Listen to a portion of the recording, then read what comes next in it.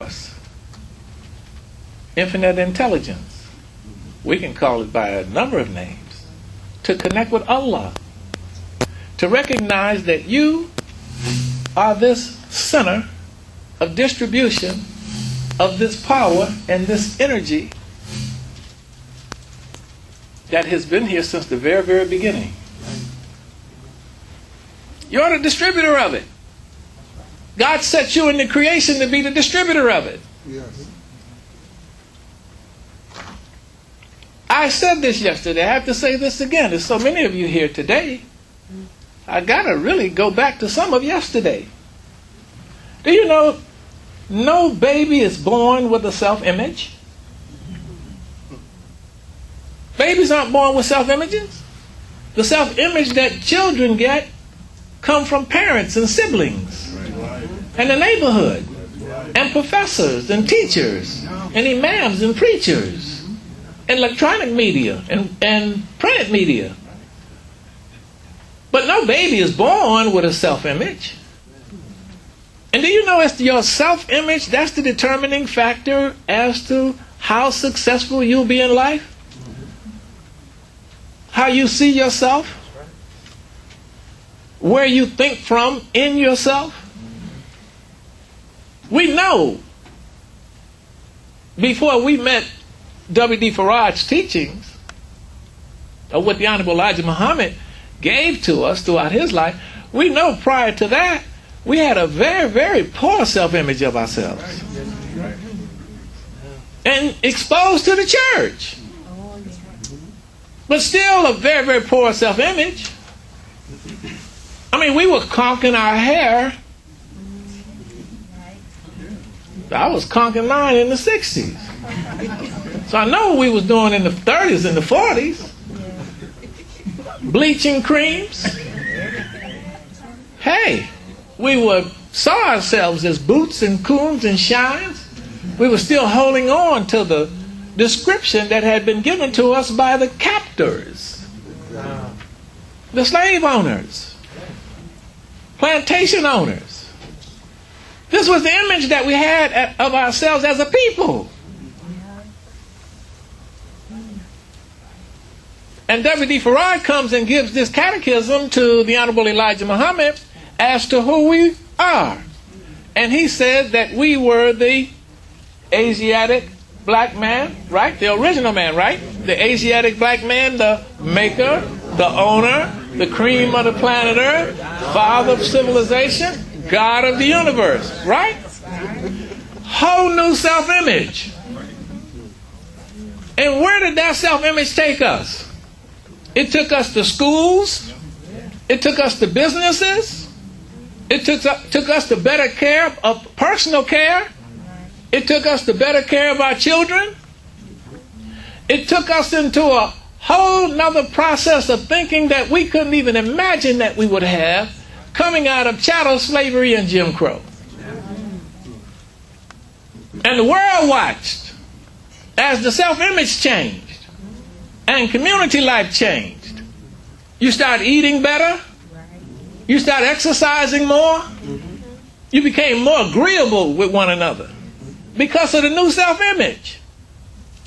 Now, that wasn't the first time that mankind has been told something about itself that wasn't true to help it get out of the condition that it was in.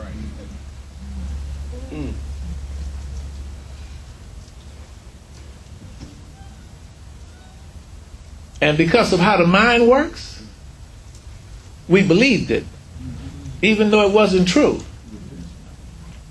It gave us an image of ourselves that empowered us.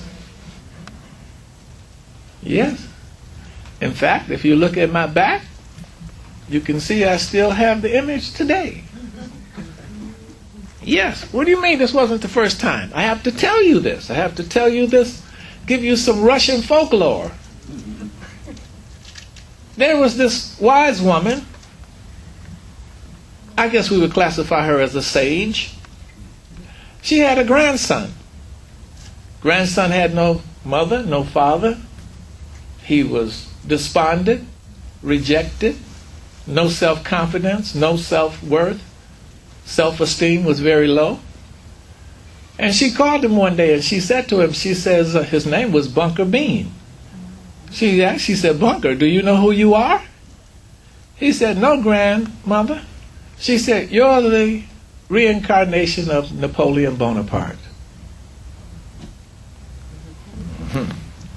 Bunker's back got straight, head got high, chest went out, and the history tells us, the folklore tells us, that he went out and studied everything that he could about Napoleon Bonaparte and became very, very successful in the world. And years later, he goes back to his grandmother and she says, Bunker, you've done very well. He said, yes, grandmother. She said, but I have to tell you something. She said, do you remember I told you what I told you? That you were the reincarnation of Napoleon Bonaparte? He said, yes. She said, well, that wasn't quite true. But by that time, character had changed. Attitude had changed. Disposition had changed. Insight. Yes. Perception had changed. Even the imagination had changed. Didn't that happen to us? Because when the Imam came in, he said, listen, that's not your real identity. Your real identity is over here in the Quran. You're the Khalifa. You're the ruler that God has set in the earth. You are the center of distribution of the energy, of that power. The originating power. The life force that God set in motion from the very, very beginning. You're it. He was saying the same thing to you, just in a different way. Well, what's the difference here? Is that you're subject to the power that's working through you. You're not the power, you're subject to it. But it works through you. And it gives you the ability to accomplish pretty much anything that you want in life. We're enterprisers. We're developers. Yes, this is the first man that you find in the garden. We're developers. All of us are supposed to be developers. Achievers. We're supposed to be achievers. Most supposed to be no failures in here, no losers in here.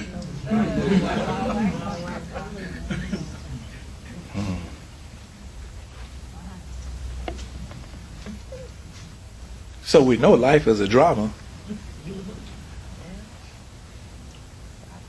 So this spiritual, this is critical for us to understand, because God is working through us. He has to have a distributor to work on this plane.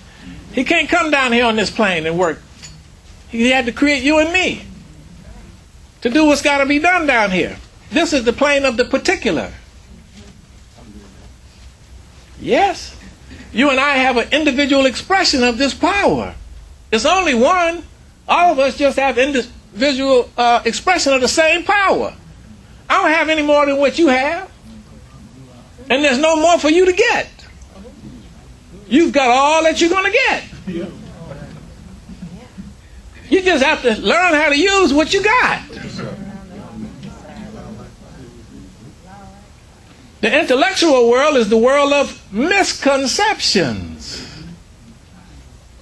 resulting in a corresponding misdirection of man's creative instrument, or his mind, or thought, which produces the misformed realities. So the intellectual world is a world of conceptions, but also the world of misconceptions. You know, these senses that you have, nobody has to teach you how to use them, but they can deceive you. Have you ever been sitting on one vehicle and another vehicle pulls up next to yours and it looks like yours is moving? Why would your senses do that to you? So your senses will deceive you. Or have you ever been sitting on a prop plane and you watch them start those propellers?